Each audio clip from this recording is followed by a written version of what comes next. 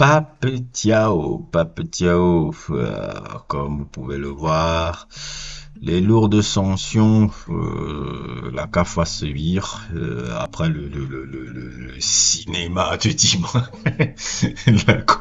le cinéma de dimanche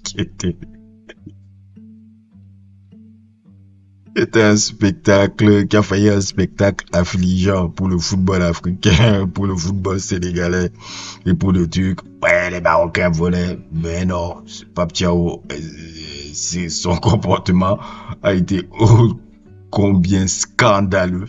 Je trouve ça scandaleux ce qu'il a fait là. Ce mec-là a failli tuer le football d'un pays à cause de son ego. C'est un danger public. Et tout. Ce comportement est absolument absurde. Complètement absurde son comportement qu'il a eu là. Et... non mais j'hallucine.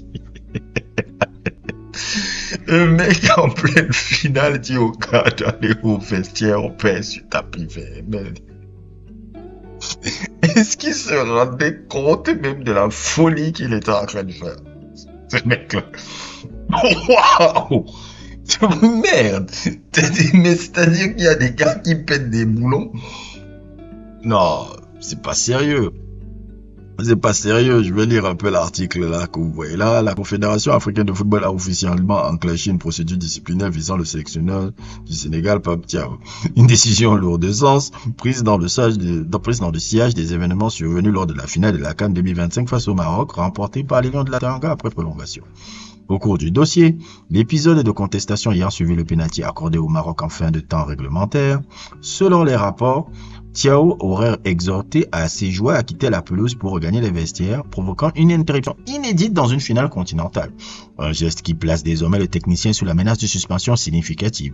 Les conséquences pourraient dépasser le cadre africain. En cas de section sévère, Pape Thiaw risquerait de manquer la Coupe du Monde 2026 organisée aux États-Unis, au Canada et au Mexique. Un scénario qui inquiète déjà le Sénégal et interroge plus largement sur l'impact de cette affaire pour le football africain sur la scène mondiale. Oui. Comme pour résumer, le mec aura une suspension, ils vont sévir. S'ils ont sévi avec et tout, parce qu'il a juste parlé là, je n'ose même pas imaginer ce qu'ils vont faire un peu à ce monsieur-là et autres, et tout, qui risque de rater une Coupe du Monde comme ça. Bon, si c'est lui seul qui a une suspension violente, c'est tout. Mais dans sa connerie abyssale, il a failli amener tout un pays dans sa sottise, dans sa crétinerie. Il a failli amener le pays dans la bêtise en faisant son délire à la Novetan, où les mecs allaient, demandaient les gars de vestiaire. Heureusement qu'il y avait Sadio Mané qui était là, qui avait la lucidité de ne pas entrer dans la couille et de faire comprendre que non, on joue le match, parce que là, ça a été catastrophique. Et Pape Thiaw, moi, c'est un peu dommage, un peu pour le mec, parce que je dois avouer que le mec, il a un profil qui me plaît. C'est quelqu'un qui a un visage, c'est-à-dire, c'est un technicien. C'est quelqu'un qui, c'est vraiment un grand tacticien, c'est un technicien, ce gars-là, c'est pas un manager. C'est quelqu'un qui a une vision du jeu sur le foot offensif avec une possession de balle. Si vous regardez même un peu l'équipe du Sénégal, là, et ça même, je dois l'avouer, même l'impact de Barcelone, même dans dans les sélections africaines, en Afrique et tout, fait que tu vois même dans les sélections africaines une volonté de jouer comme ça. C'est ce que je vois dans les deux derniers cas. Et l'équipe du Sénégal est un peu l'équipe qui pratique un très très beau jeu. Mélange de technique, de possession de balle et de vitesse et tout. Et l'équipe sénégalaise est une équipe protagoniste, une équipe qui domine son adversaire, une équipe qui est dominatrice et tout. Et même s'ils perdent, il aime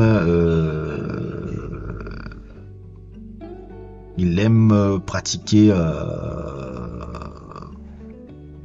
un football offensif. Tu vois. Donc, quelque part, c'est un profil qui, moi, me plairait. Mais mon problème, c'est la personnalité du gars. Il a une personnalité assez antipathique. Bon, on ne lui demande pas forcément d'être sympa. Il a une personnalité qui aime aller dans le combat. Et il a une personnalité qui est borderline. Il est capable de créer des situations inutiles comme il a fait la dernière fois. Oui, tout. Ou le mec a entré dans un délire complètement fou.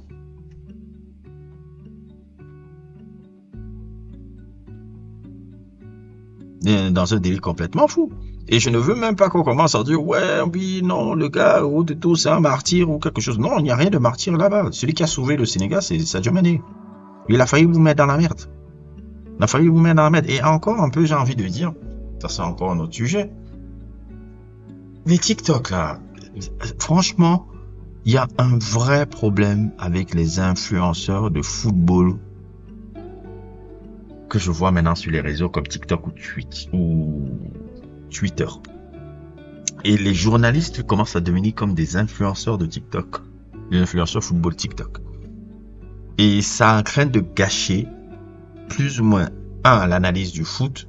Deux, le football est perçu maintenant comme une sorte de, comment on appelle ça, guérilla de partisans là, où les gens ne sont même plus des passionnés de foot, mais c'est des gars qui utilisent maintenant le foot. Bon, ça a été toujours le cas, le foot est politique, hein, mais le foot pour pouvoir être dans leur délire un peu nauséabond de là. Et moi, ça me dérange un peu, cet état de fait là. Mais voilà.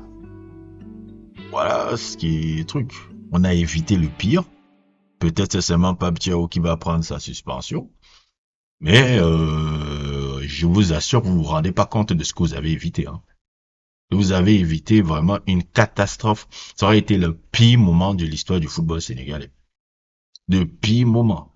Oui, les Marocains ont eu un arbitrage plus ou moins limite, mais on n'a pas... Mais ça ne veut pas dire qu'on doit se comporter comme le dernier des Yougou en pleine compétition africaine comme ça. Pape Thiaw a failli vous mettre dans la merde. Et je suis bien content que Sadio Mané ait sauvé le truc, parce que c'est de lui qu'on doit parler. J'insiste toujours, c'est de lui qu'on doit parler, parce que c'est lui qui a sauvé le truc. Bref, c'est mon babadage du jour. On va voir l'arrivée des Lions de la Teranga peut-être aujourd'hui. Si vous voulez voir la réaction sur Doumoulac sur le match qui dure 2 heures, j'ai une relation réagir un peu au match un peu sur la chaîne de Black sur Twitch. N'hésitez pas à regarder là-bas. Bref, n'hésitez pas à liker, n'hésitez pas à vous abonner et à plus pour d'autres aventures.